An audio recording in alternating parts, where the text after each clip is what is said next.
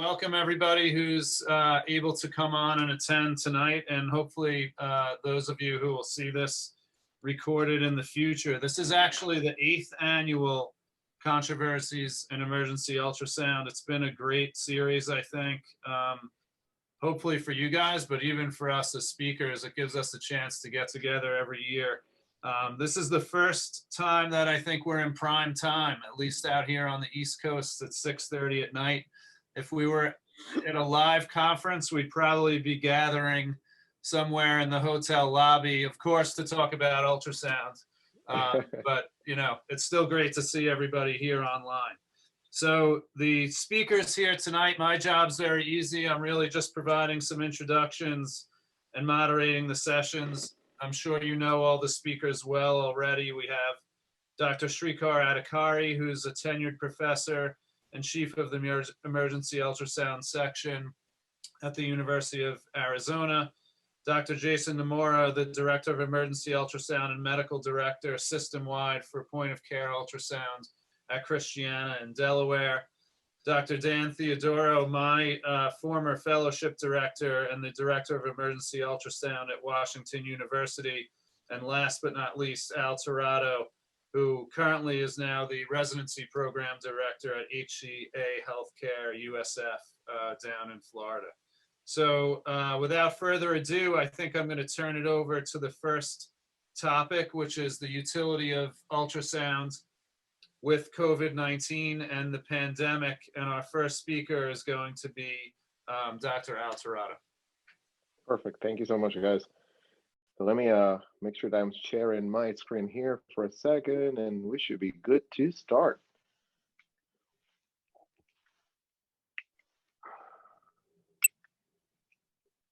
Oops.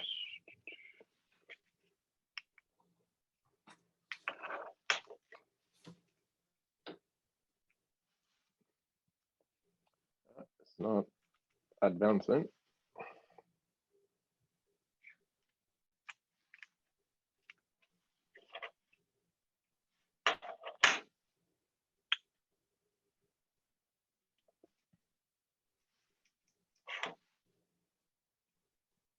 Okay, there we go.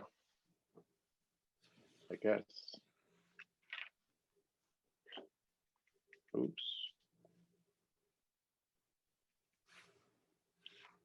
Guys, I do apologize. I'm having my computer just kind of like froze right now, but.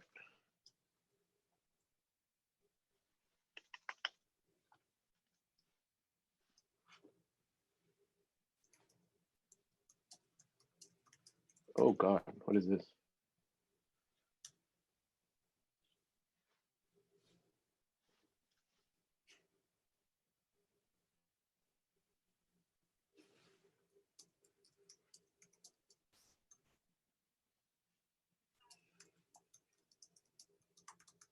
Okay, there we go. Hopefully.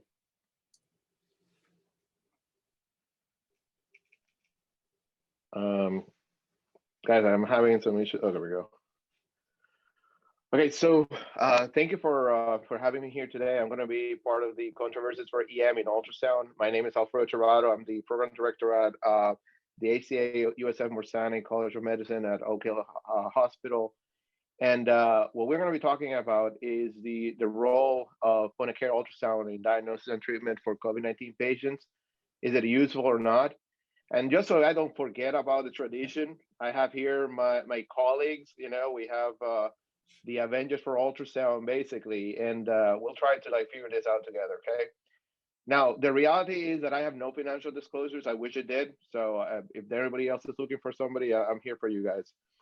So I always start when we talk about COVID-19. One of the things I really start with, this is actually a year ago specifically. It was, if you look at the bottom line here, it was actually April of 2020. And if you look at the amount of cases at that time, we only have about close to 1 million patients. And we were not really sure what the hell we were doing, specifically what's going on with this pandemic. We knew that everything was going very fast. I actually took a picture yesterday, and these numbers are like crazy, okay? Right now, this is yesterday, you can actually see we are about 160 million, okay, patients with COVID-19. From those, about 30, close to 33 million are from the U.S. And one of the things that we were not doing before that I think it will be important to talk when we're talking about point of care ultrasound is that now we're testing. We're testing like left and right, and I think that that's made a huge difference on what we're doing right now. Now, what do we know about COVID? Well, the reality is that we know a lot, and there's been a lot of information about. But for us specifically in the point of care ultrasound, we want to know who are the patients are going to be at risk, and we do know that there is some socioeconomical, racial, environmental factors that some of these patients, get sick, they cannot get the vaccines. There's a lot of other things, but we also have a specific amount of patients that are at high risk, right? Those at age 65, male, obese, diabetes, that have prior conditions, immunocompromised, COPD, and severe asthma, right? And I think that's super important when we're talking about point of care ultrasound. So why is it that we're talking about point of care ultrasound in COVID-19? Well, the reality is that it's a multimodal approach to guide the diagnosis and treatment for ultrasound, right? Now, one of the things is that we used to have bigger machines, and ultrasound has become so handheld that now we can go into a room and do this ultrasounds, not really bringing our bigger systems that actually is a concern for transmission. And not only that, we can actually secure those machines that are very well protected, right? So the focus specifically about point of care ultrasound has always been about lung focus, right? And we want to see how is this going to affect pre-hospital as a guiding tool for triaging, hospital, in hospital, and even after that for screening or out of hospital for follow-up, right? So as you can actually see here, the potential for ultrasound is basically limitless. We can actually use it for triage, diagnosis. We can actually use it for fluid resuscitation, cardiovascular, mechanical ventilation. But the reality is that the information that we have had so far has been very committed, right? So I did a search about just point of care ultrasounds, and there was about 80 papers that actually came out for COVID-19. What I'm going to try to focus specifically is how this is going to help us for our treatment and plan, right? But we need to start how ultrasound is good compared to what we're doing the most, right? Chest x-rays. So if you actually look at this study, it basically says that the sensitivity for point of care ultrasound compared to x-ray, it's almost about 88%. And the positive predictive value specifically is about 56% compared to sensitivity of chest x-ray, that is almost 52%, right? And how they actually did this is that they actually had a specific protocol that we're following that we're going to be discussed very briefly in a few, okay? If you also look at the role of ultrasound as a frontier for diagnostic tool in the area of COVID-19, this is a retrospective study. These are about 444 patients. About 384 actually got patients. They use a very similar protocol that we are going to be doing the 12-point technique, but sensitivities were also about 92% and specificity about 64%. But look at the positive predictive values and negative predictive values, right? So the approach that they actually use in the majority of the studies is basically the 12 zones. There are 6 zones on the right side, 6 zones on the left side, and of course you have the posterior zones too. So you divide there between the parasternal line, anterior mid-axillary, and posterior, and you look frontier superior, anterior superior, anterior inferior, lateral superior inferior, and super importantly, specifically for pneumonia that we're going to be talking about in a few, is going to be that posterior basilar lobe, okay? And you want to basically scan through. Now, important, you have the scapula there, so that's going to be in the middle, and that's one of the disadvantage of it, okay?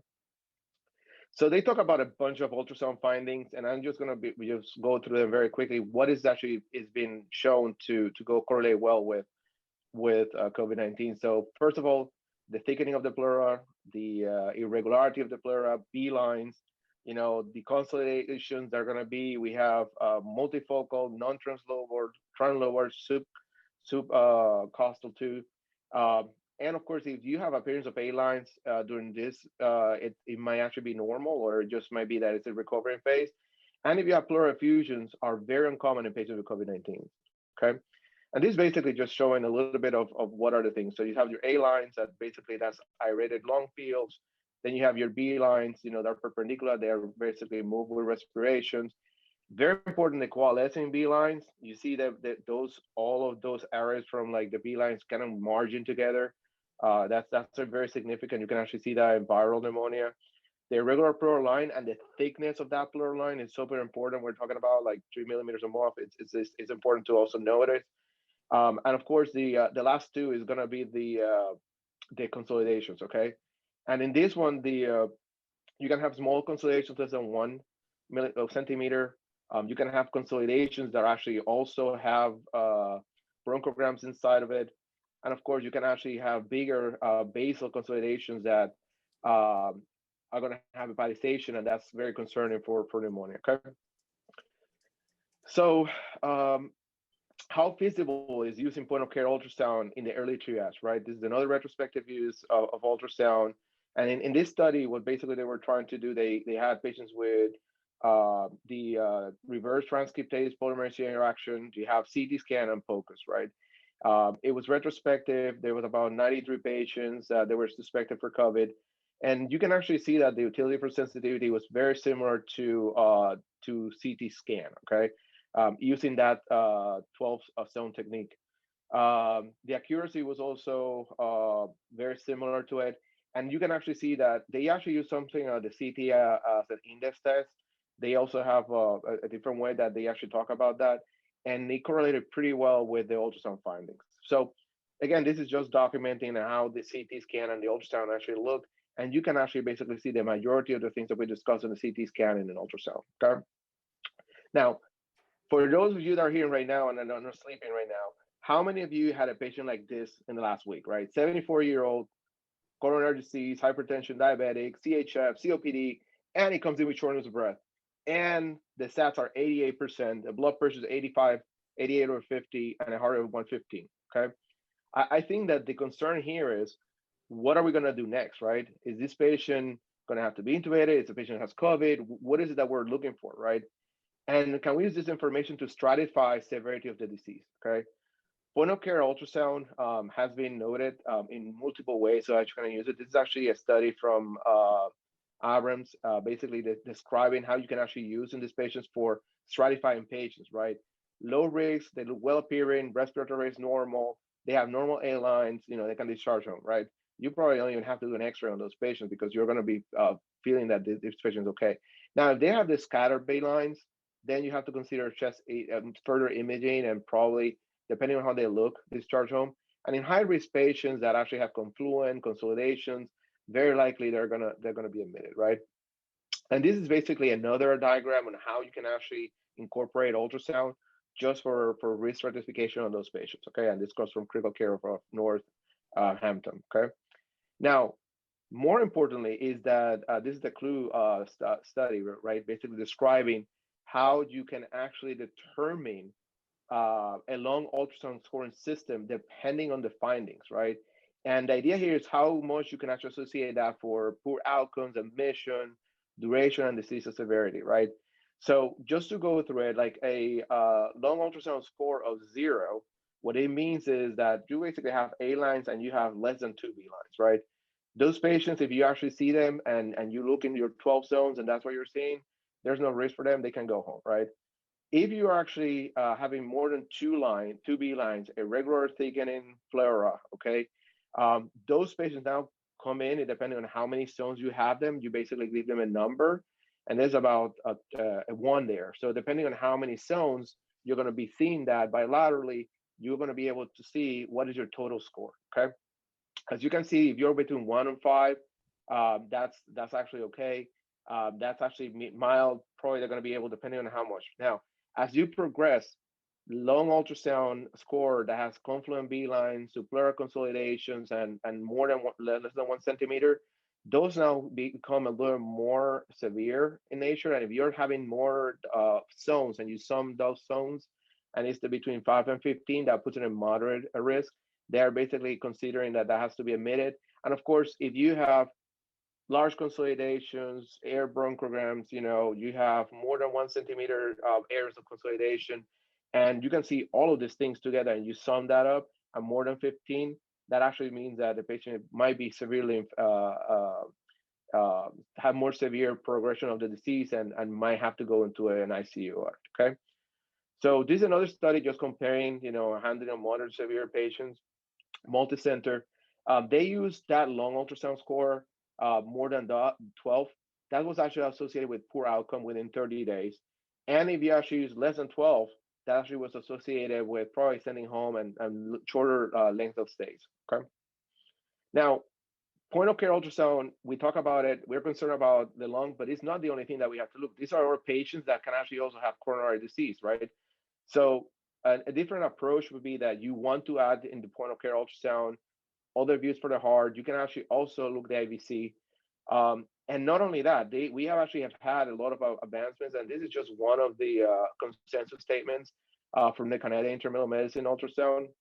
And actually, what they actually have is something with a pathway to follow with ultrasound that actually can help you determine where is it that you want to do with these patients, right? They actually have, it was like 14 multidisciplinary international experts. They voted in 3 different rounds. They gave a bunch of recommendations. And at the end, they basically went from like good, strong, and very strong, right? They actually support, and this is the major 4 of them, they support the diagnosis of pneumonitis due to with ultrasound, but not the actual diagnosis. And that's important because you can actually have a lot of these findings just for viral infections. You can actually use to rule out concerning ultrasound features, and of course, monitor patients with change in clinical status. Okay. Also, they avoid the pretest probability and basically not even have to do any further imaging, right? And this is another consensus statement from the international experts consensus that it was 27 countries, 6 continents, and basically they suggested the same thing, how they're going to be using ultrasound. And the reality is that they did a pretty good job on going from all the literature and seeing what is actually strong a recommendation versus maybe something is not. Now, they suggest the point of care ultrasound is appropriate integration for the clinical assessment of those patients. And they suggest multi-organ focus specifically for risk stratification of those patients, okay? Now, going back to this slide, there's a lot of things here that we have to work, but I truly believe that using point of care ultrasound on our very sick patients is actually something that we should be doing, and it's instrumental for being able to give good care, okay? The reality is that without it, we can actually miss stuff. And not only that, we can stratify those patients, make sure that they actually go to the correct place and that they're not gonna crop on us, right? Because we don't want admitting those patients in a wrong ward and then they call you at 3 o'clock in the morning. Hey, guess what? The patient that you admitted there, it was in the wrong place. It basically went south, okay? So that's my presentation. If you have any questions, I would be very much willing to talk. And I mean, probably at the end, we're gonna be having some time for that. I think we'll turn it over to Dan for his counter, and then we'll open it up for some questions.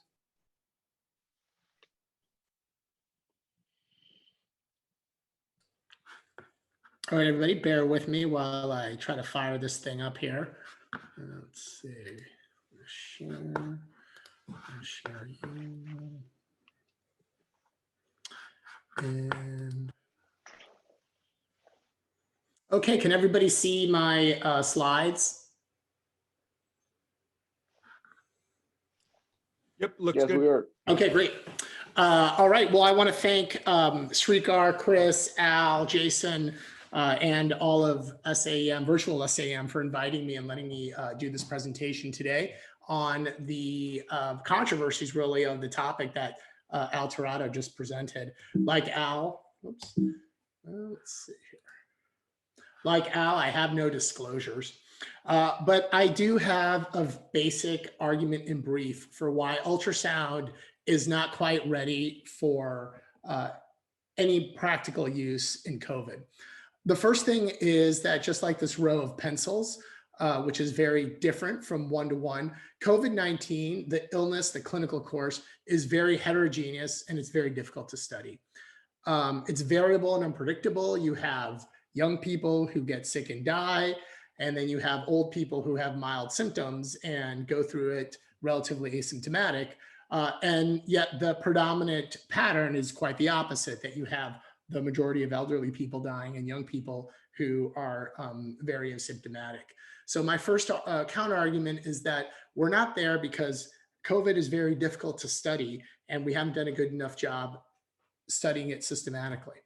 Another example of that is that risk factors in COVID are hard to account for. We're used to the typical risk factors of smoking and drinking or high risk behavior, especially in emergency medicine. We know that's a risk factor for trauma. But the reality is there are different risk factors for COVID. It's a novel disease. There's different things that play that we haven't quite understood for, and we certainly have not accounted for them in our current body of ultrasound lung POCUS literature. And all this leads to a very heterogeneous world. And the problem with studying heterogeneity with ultrasound is that no two patients are the same. And you have to identify similar populations if you want to make conclusive statements about ultrasound. You can't say, for example, study ultrasound in the really, really sick and the really, really healthy and expect that you have anything useful, because those are two different populations with two different disease courses. Yeah, they are unified by the fact that they're infected by this novel coronavirus, but they're really acting completely different. And when we go to study lung ultrasound in COVID, we haven't really learned how you define these populations. Now, you guys all know that I do love ultrasound. And I'm not going to lie to you that I don't agree that you can ultrasound lungs and find things. For example, I think everyone listening right now will pretty much say this is a sonographic biomarker of normal lung. Granted, if I change the population to smoker or COPD, you'd say normal lung or COPD. But the bottom line is we've got now like a 20 or 30 year history of images like this, and we can have, and we know that in the associated population, what they represent.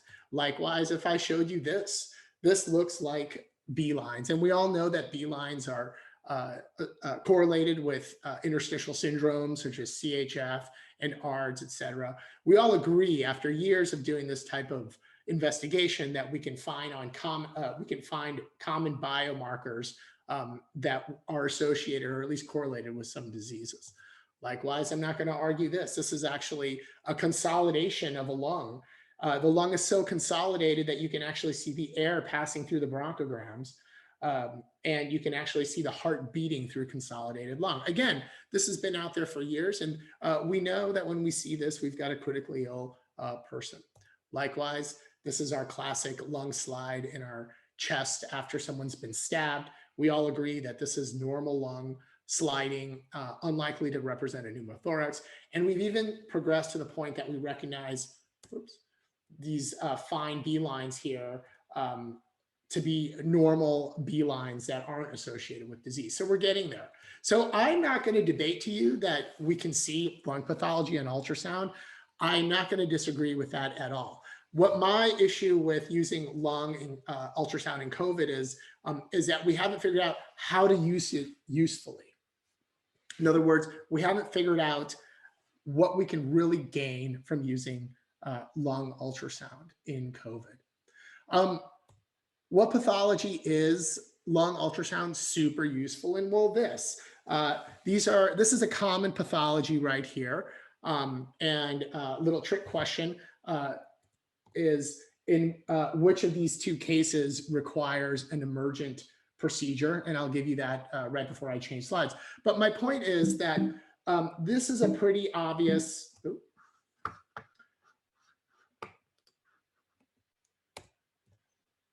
these are pretty obvious pleural effusions. And I gave away the answer there. And like Al said, there are other things that we can use ultrasound for example, determining the difference between a pericardial and the lung effusion. And for this, we know that ultrasound's been super useful. How do we know it? Well, it's been around since 1977. And even in 1977, you can kind of see the biases. You can try to read that white summary of the paper that came on. But even then, they said that ultrasound had little use in the lung itself. But when there's pleural fluid in the adjacent chest wall, you can identify a suitable puncture site. So this thing is decades old. And most importantly, it's associated with the study of a procedure. A procedure is great to study with lung ultrasound. The reason is this. When you do a procedure, a complication tends to happen right away, maybe 24 hours later. But the bottom line is it occurs pretty close to the ultrasound. You try to drain the effusion, you get a pneumothorax. You try to drain the effusion, it becomes bloody. Oh, I must have hit a vessel. It might be, I may have converted this into a hemopneumothorax. In essence, you're also studying a fairly stable population. You might be thinking, what the heck are you talking about? But the truth is, people who have pleural effusions are pretty well defined. The majority of them are our CHF population, they're our cancer population. They tend to be pretty sick. There's not a lot of healthy people walking around with pleural effusions. Most of them are breathless and have been in and out of the hospital or the cancer center many times. For the most part, we've already defined who people are that have this lung pathology. We know it's a stable population. The same can be said for central lines. Central lines go in really critically ill patients. The majority of those critically ill patients all share some kind of common pathology. They may have, again, cancer, sepsis, so on. Sure, you have your young patients who have trauma, but for the most part, that's a stable population that we've all learned behaves a certain way. That is not the case with COVID. COVID is a heterogeneous disease that we don't know that much about yet. And since we don't know that much about it, we can't just go willy-nilly taking pictures of lungs and figuring out what works and what doesn't. This is a Stanky diagram of oxygen requirements. On the X is time. And the first thing I want you to notice is that these are patients that are admitted to the hospital and they're being followed up to 15 days later. 15 days. That's a tremendously long time to follow someone up. And unless the research is done right and systematically, a lot of people get lost to follow-up. And for example, even in this graph, we don't know what happened to time -0. Day 0 is not the first day of infection. It's the first day of hospitalization in this graph. We don't know what people looked like, a week, 10 days when this disease may have been in their nostrils or in their lungs and they were feeling fine.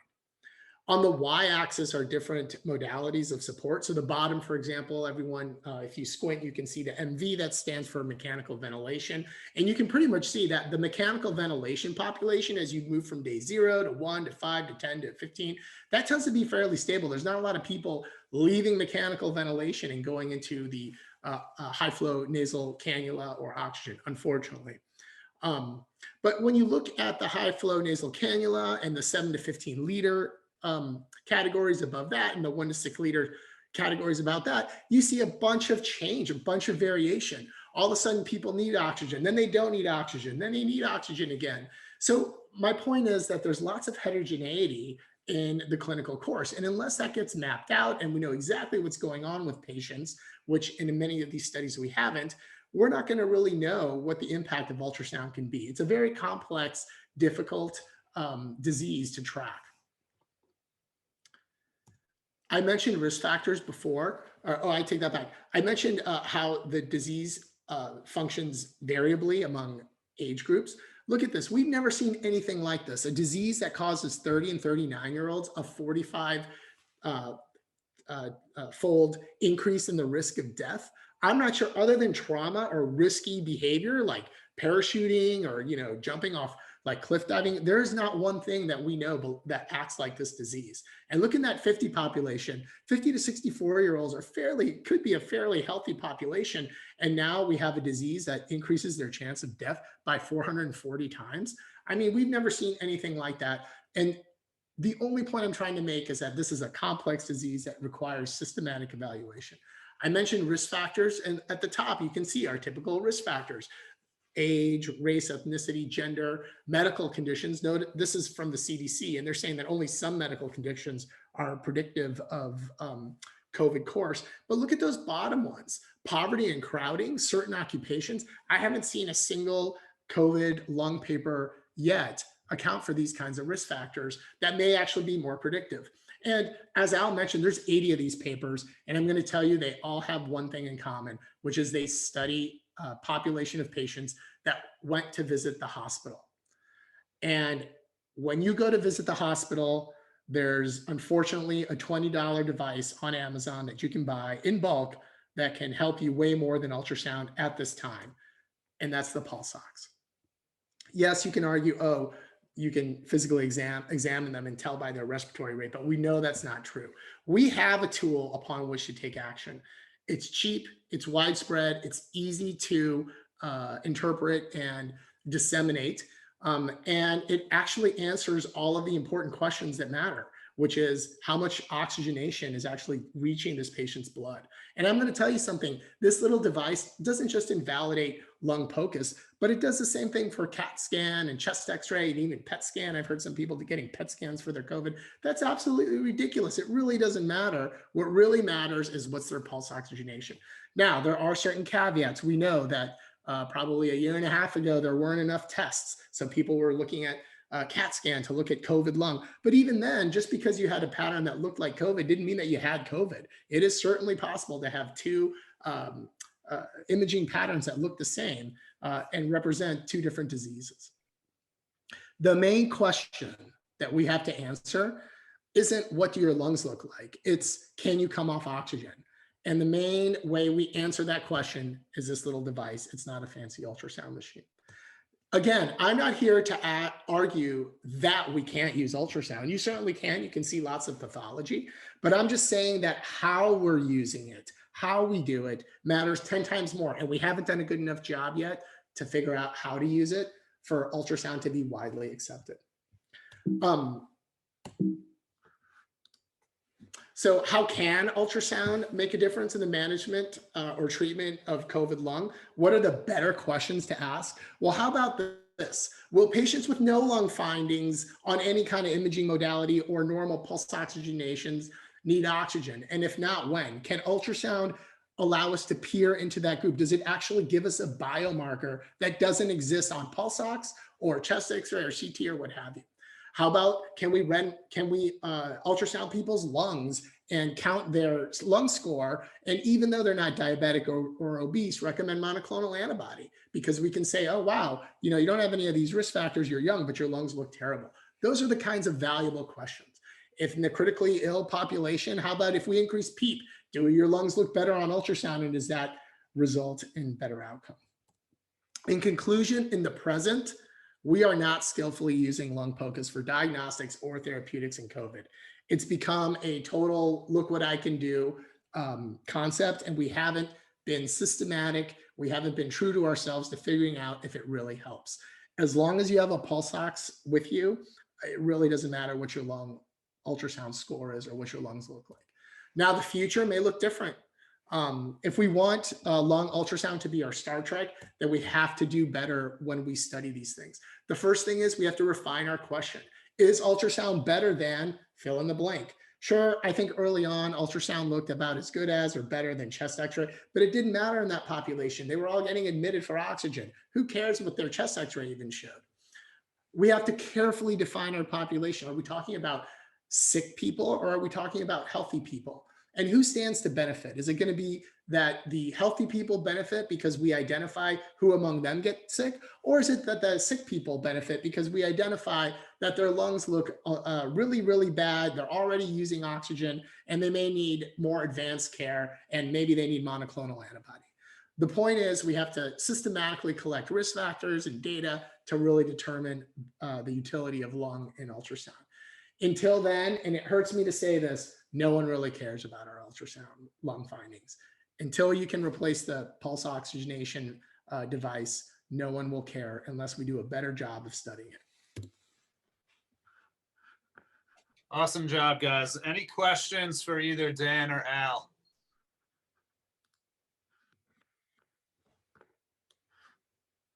So one of the benefits of being the moderator is I get to throw in some comments. Some of the things that cross my mind as this is going on is sort of like what the situation was here in New York when this thing first hit. And I was like sitting in this office seeing my attendings and residents go back and forth outside my door getting PPE to intubate people.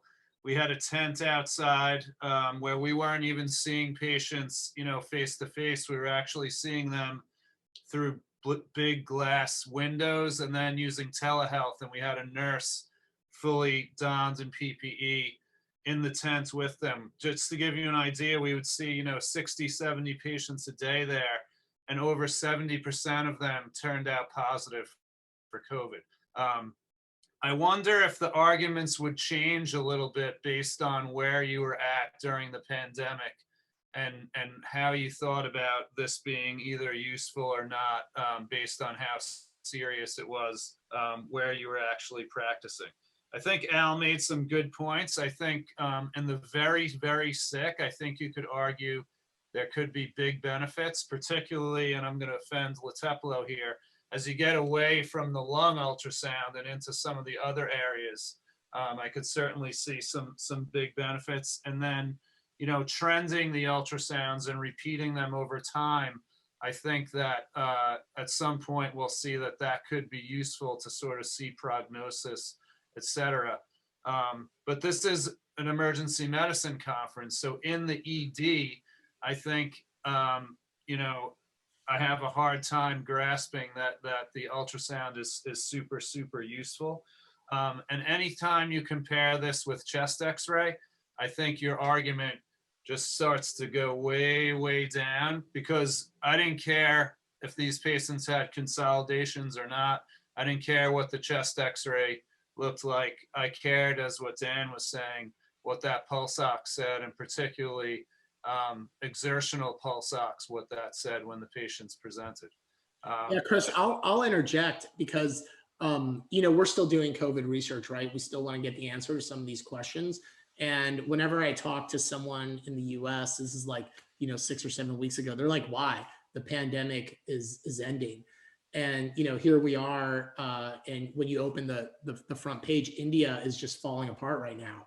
So every time you say like, oh, what's the point? This thing's going to end. We get another fire. So I do think it's super important to figure this thing out. I really do. I'm just saying that we're not there yet. Do I think we'll get there? Yeah, I mean, as long as we get people who really use it systematically and scientifically. If we just use it willy-nilly as a Me Too exam, I think in the way it's kind of been used, I don't think we're going to get there. I mean, you know, full disclosure, I've submitted grants and federal researchers have said to me, it's not going to be important in a year. And I'm like, well, what about the rest of the world? Right. Really good job, guys. Thank you. Without further ado, I think we'll move on to the next topic, and Dr. Adhikari. Really good job, guys. Hey, Chrissy, can you allow me to share?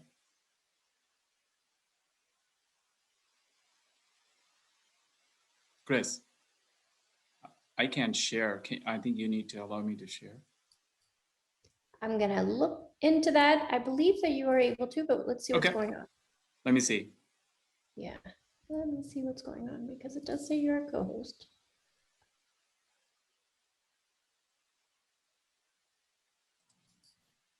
I think we're good. Thank you. Okay, well. All righty. On a lighter note, we're going to move on to speckle tracking echocardiography. So that's our topic between me and Jason. I want to thank everybody for joining this session. I know it's late in the day, especially East Coast. I also want to thank SAM for the opportunity to do this session. Here are my disclosures, and actually Dan and I both get funding from Emergency Medicine Foundation Sonosite for the grant support for doing a COVID-related project. I also have a consulting relationship with GE, Philips, and Wave Healthcare. So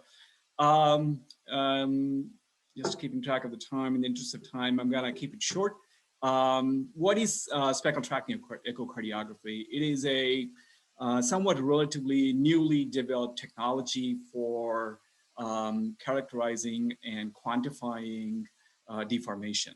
So essentially, it measures the deformation at myocardial fiber level, so the percent of change in the size of the myocardial fiber in different dimensions. That's what speckle tracking echocardiography is about. The beauty of it is it's angle dependent.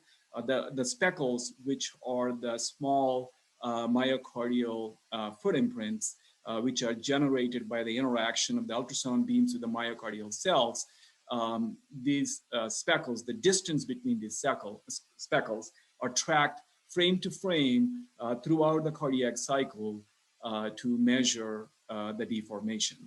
So the speckle tracking involves this bullseye view and curves.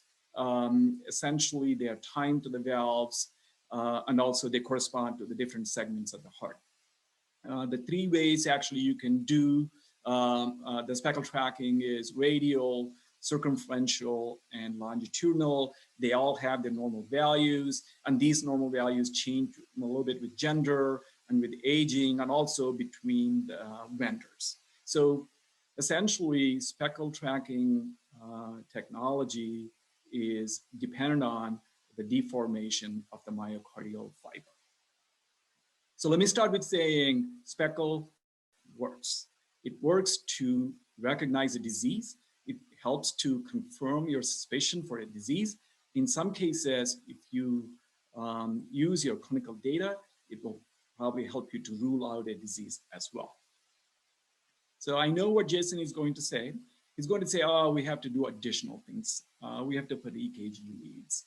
So let me tell you, all of these patients who require speckle tracking echocardiography, they're already hooked up to the monitors. All you have to do is take out those leads and attach your leads, the ones which are supplied with by the vendor for that machine, and attach them. And that's all you need to do.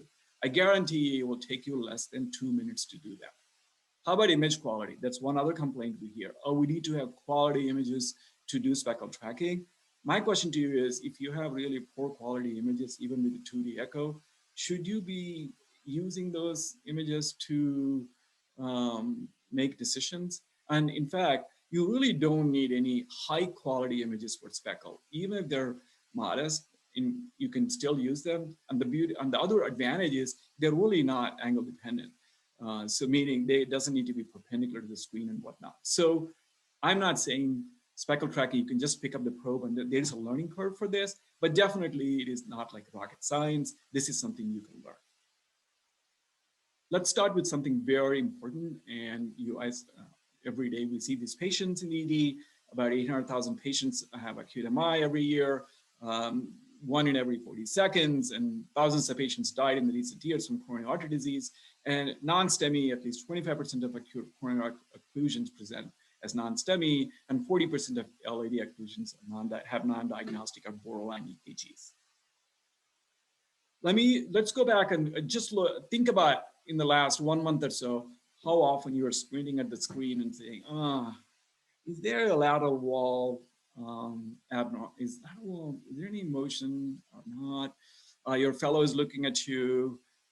This is a patient who you know that EKG is not helpful, but maybe sick. You're trying to determine this is early ischemia and whatnot. You're looking at this screen. So this happens frequently in the ED. All I'm trying to say is there's a lot of subjectivity how we determine wall motion abnormalities. But 30% of wall motion abnormalities are missed by just looking at them eyeballing. And especially if it comes to lateral wall or the basal inferior segments, they're missed more often. And we're talking about experts. And then if you look at non-experts, it's just anybody's guess if there is wall motion abnormality or not. So this is where I think speckle echo comes into picture. It is more objective and it is more sensitive to detect some of these wall motion abnormalities. And what you expect to see is you will see that reduced peak longitudinal strain and post-systolic shortening, and it recognizes the patients during early ischemic stage. So that would be really helpful in non-STEMI patients if you can figure out who would benefit from urgent revascularization. In fact, in some cases, maybe you can even help to predict who can recover LV function, LV remodeling, things like that. Maybe not in the emergency medicine world, they're relevant, but definitely who is that patient you're concerned about who would benefit from urgent revascularization. That's where in non-STEMI patients, I think speckle tracking would be helpful. I'm going to show you some studies, not in detail, but just review them quickly. Here's a study published comparing the speckle tracking to coronary angiography. 64 patients and 35 patients did not have any disease, and speckle tracking was able to accurately recognize these patients. Again, similar studies done comparing speckle to coronary angiography, 150 patients in this study, 111 patients in this study, all of them trying to see if the dysfunctional segments were accurately picked up by speckle tracking echocardiography. And yeah, speckle did really well in these studies. And this is a study published by Rob Riedman's group, This is the one and only study published in the Emergency Medicine World to see, this is a retrospective study looking at all the speckle exams done in their ED to see if it's feasible to implement a speckle program in the ED. It's a mixed bag of results. What the study indicates is as you get more experience, it is feasible to use speckle tracking echocardiography in the emergency medicine, in the emergency department. We love our ejection fraction. There are a lot of tools out there by vendors, auto tools, in fact, using ejection fraction, whatnot, but most of you on this call know, and we've discussed in the past, ejection fraction is not a great tool to quantify LV function. It doesn't provide any info on cardiac output and whatnot. So speckle tracking overcomes some of these limitations of EF, and it might help with the, assessing the treatment response when you're treating the patients in acute failure, heart failure. Same thing with the RV as well. RV, the geometry is much more complex, and we see a lot of patients in ED, whether sepsis or PE or whatnot, who have RV dysfunction. Because of the complexity involved in assessing RV function, again, I think speckle tracking would be much more superior and would be more accurate in recognizing the RV dysfunction in these patients. Let me, for 1 minute, let me just bring up TE. If it was, this is a live conference, if I asked how many people love TE, how many people are doing TE, all the hands would have gone up right now. So I'm gonna say that it is a lot easier to implement a speckle echo, and it is a lot more beneficial than a TE program. The reason I say that, I love TE, I'm not against TE, but I'm gonna say that because I think the number of patients you see with shortness of breath and chest pain outnumber cardiac arrest patients where we typically use TE by a big margin. And these are the patients I think speckle echo would be extremely helpful. And also the amount of the resources you have to invest in TE program, whether it is buying probes or using for disinfection and whatnot, I feel like the returns are not exactly the same as opposed to speckle, which is a lot easier in implementing the program. And this has been our experience in our department as well. So speckle tracking, not time consuming in my opinion, and it is something with a little bit of effort could be integrated into clinical practice. And I think I think speckle tracking gives us an opportunity to communicate with the consultants. I think they can understand the magnitude of the problem by showing the data from the speckle tracking echocardiography. And also for training purposes, if you show the wall motion abnormality in a 2D image and simultaneously, and at the same time, if you show speckle tracking image, I think it is easier for users, the learners, to grasp and learn how to detect wall motion abnormalities. So my hope is it'll be more automated, and it could be something which could use real time on a handheld device. And this is something which could be integrated into workflow in the future. So to summarize, I believe speckle tracking cardiography is an accurate technique and a lot more sensitive to a lot of things we see in the emergency department. And it would help us to make an early diagnosis and potentially improve patient outcomes. And I'm hoping all of you in this session would start thinking about speckle tracking echocardiography, implementing the program in your department. I'm going to stop sharing right there, and I'm going to pass this over to Jason. All right. So.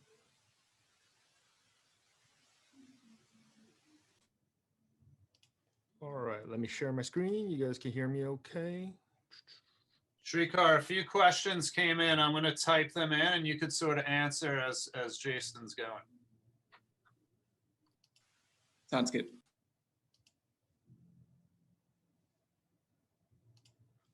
All right, can you guys see my slides okay and hear me all right?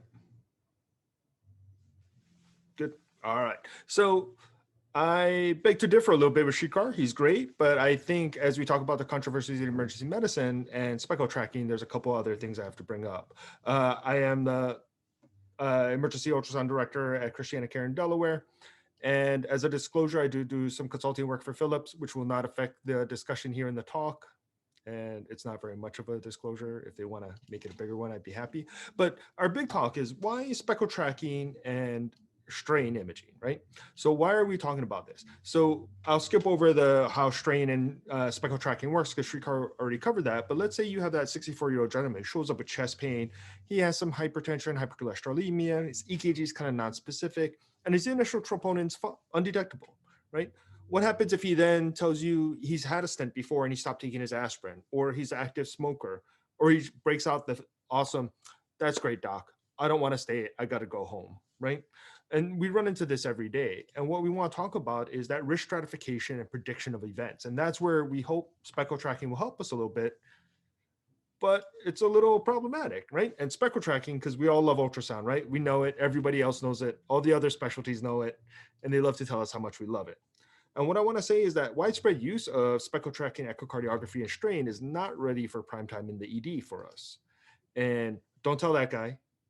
I didn't see him in the waiting room, so hopefully Rob doesn't come after me after this. But when you look at some of the research that Shrikar brought up, right, we see this episode where bedside speckle tracking to identify acute myocardial infarction, right? That's what we're talking about. That's what we want to do. This case, it was a patient with ST elevation who had speckle tracking done prior to going to the cath lab as a cath lab alert, right? And then there was a second case with the abnormal EKG that the speckle tracking and strain imaging was done after. So it's a case series of 2 patients. It wasn't actually a study, right? Not to poke anything at these authors, it's a great talk about using the technology and how it correlates. And we've all done sort of studies where it's sort of questionable whether this case report really makes a difference in the management of our patients, right? Like ultrasound for a penetrating injury to the heart, right? These are interesting to have teaching points, but they don't change our practice. That's not what case reports are for. And then if we look at how we're using the technology in the broader house of medicine, right, we can look at comparing patients with acute myocardial infarction after that event or chronic coronary disease and predicting cardiac events, right? That's sort of what we want to do.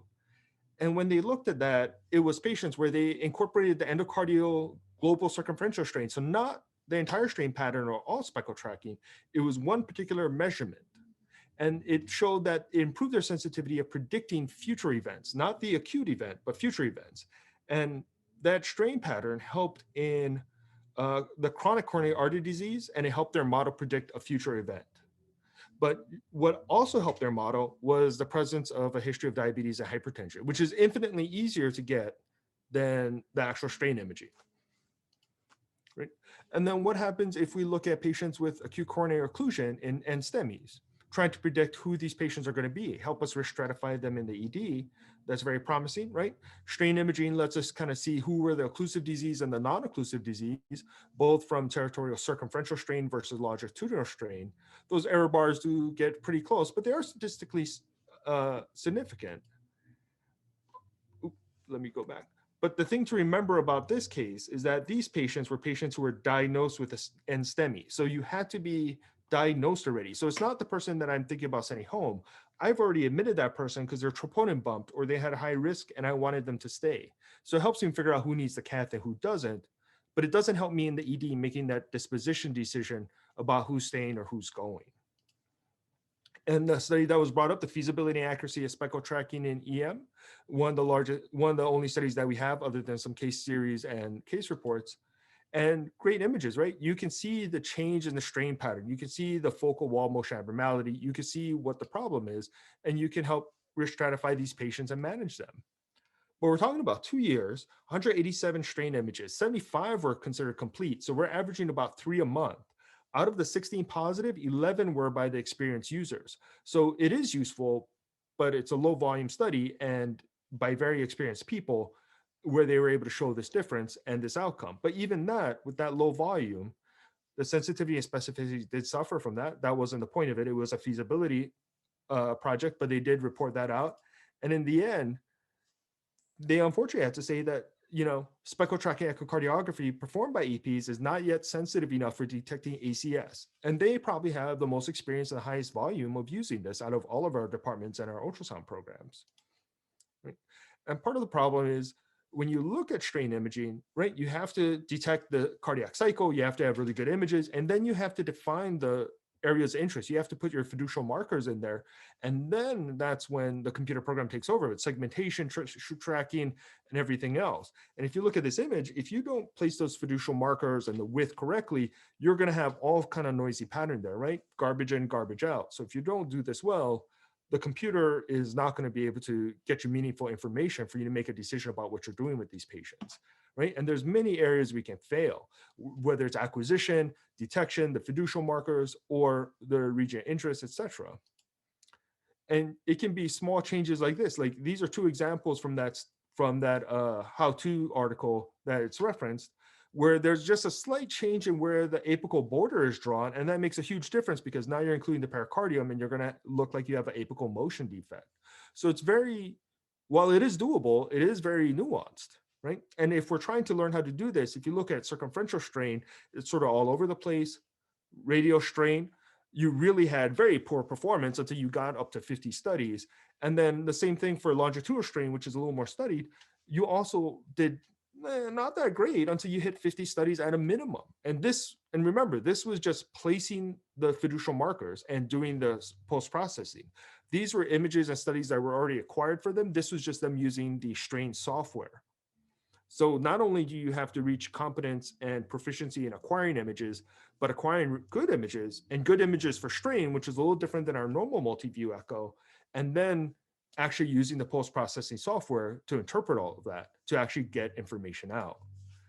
And then if you do that, there's still the thing that's a little unclear now, but we're hearing more and more about in medicine that there are some differences between ethnicities. There were some differences between age and gender, and there were some differences in body mass or body surface area, which haven't been totally expanded out to know for sure how much it does affect, although it may be very small. But then depending on what you're using, you may not be able to compare one machine to another. So if you look at all these, they compare the systems and the strain imaging packaging with them. And while they do look similar, if you look at the table below, every blue dot in that comparison is a statistically significant difference in the values that were obtained. So there is some variability among the manufacturers. And so that always brings into question, like, depending on which machine I'm using, it makes a big difference. Does that mean that the test has issues? Is it the processing that has issues? Or is it my performance that has issues? And one thing I want you guys all to think about is how many of your patients that you follow up on where you're looking at their comprehensive echocardiogram, are they getting strain imaging in your echo lab? How many of your cardiologists are interpreting strain imaging, right? Because remember when we have a Wellens EKG and we call up our interventionalists, some of them have no idea what we're talking about and they're not taking it seriously. So if your consultants don't know what to do with the test or how to interpret it or how to fit into their workflow, me communicating that information doesn't help because they don't know what to do with that information. So if your echo lab does not routinely or widespread use strain, you communicating that to a cardiologist may not make a difference in their understanding of what's going on with your patient. So I think strain imaging is interesting and very important, but I think there are some limitations and I'm not sure it's ready for widespread ED use throughout everywhere. All right. Thank you. Let me stop sharing. Great job. Any questions, anyone, for Shrikar or for Jason or for any of the group? Stop sharing. I just wanted to commend you guys both because that was just absolutely fantastic. Like, I just feel like I just digested a tremendous amount of information that I've always been wanting to sort of delve into. And I'll just open by saying that I agree that the complexity of this stuff is very high. I actually have a device, and I personally don't have the time right now to become super proficient. And I'm embarrassed to say that it's just kind of sitting there waiting for a fellow. So if there's any, prospective fellows that want to study this, I have a machine for you. But and it just seems really challenging to nail it. And I saw that, Shrikar, you said that you have someone who's done about 300 to become accurate at it. I'm just, it's a guess more than anything else. I don't have any real data, but what we have done early this year is we have assigned a fellow for this technique, and that's his job. And then that's any faculty member who is also paired with that fellow. That's their job for this year. That's the goal. They have to establish as speckle tracking by the end of the year. So he has done a great job, took it on its lead. So we had 2 machines, or I think we have 3 machines with the speckle right now. So every QA session, he did like a 5 or 10 minutes of speckle lecture. That's the only way we can drive the new technology and in a program. So he has done a fantastic job, and I believe, and Josie can vouch for this, we've made significant progress in terms of establishing the program. And I'm saying this parallelly, we're doing the same thing with TEE, but things are going much faster with speckle rather than TEE. What's interesting is when I look back at TPA and the whole neuro, give TPA stuff, I've been in practice about 20 years. And Like I was completely clueless, and I still don't feel very good doing a really good, NIH stroke scale done quickly. And so the response has not been, oh, Dan, we're going to send you to go get more education. It's now I have a neuro team in my ED and how I behave in my academic center is just totally different than how I behave when I'm in my more community-centric area where, we're going to be less likely to really ferret out if we're at hour, 4 to try to get, we're just say, oh, you're probably out of the timeline, and I just wonder if there's any parallels between this technology and TPA programs. Well, I think the other thing that Shrikar brought up in his talk is the important part that with machine learning and some of the automation that's coming for automated EF, automated B lines, I think that eventually speckle tracking will get easier. I think it's hard now just because of the manual process, but just like doing Simpson's method of disk before was a little difficult. Now it's just an automated EF on some packages. And I think when speckle will get there too. I totally agree. The only way you would make an impact, especially in the non-academic settings, is it has to be automated. And some of this is automated on the high-end machines, not the ones we use in the Porpoise world.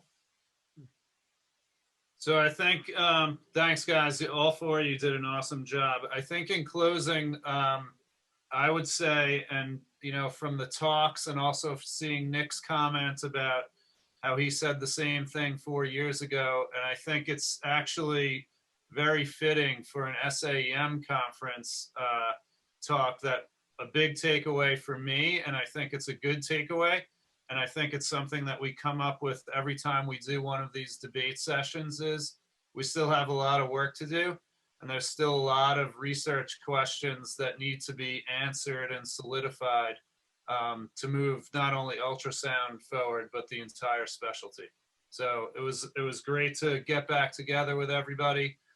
Even if it's virtually, and I'm looking forward to seeing everybody in New Orleans next year. And Dan said he's going to buy hurricanes for all of us. Have a great night, everybody.